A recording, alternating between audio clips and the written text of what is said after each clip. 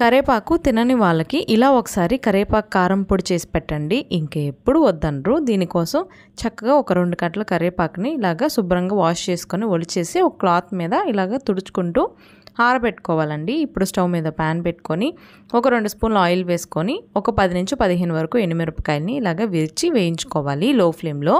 ఇప్పుడు వేయించుకున్న దాన్ని తీసి పక్కన పెట్టుకోండి. అలాగే 2 స్పూన్ల ధనియాలు, 2 స్పూన్ల పచ్చిశనగపప్పు, 2 స్పూన్ల జీలకర్ర వేసుకొని ఇది కూడా దోరగా వేయించుకొని తీసి పక్కన పెట్టుకొని ఇదంతా కూడా చల్లారనివ్వాలండి. ఈ కరేపాకు కారపొడి ఫుల్ వీడియో కూడా ఉందండి, టైటిల్ కింద ట్యాగ్ చేస్తాను చూడండి.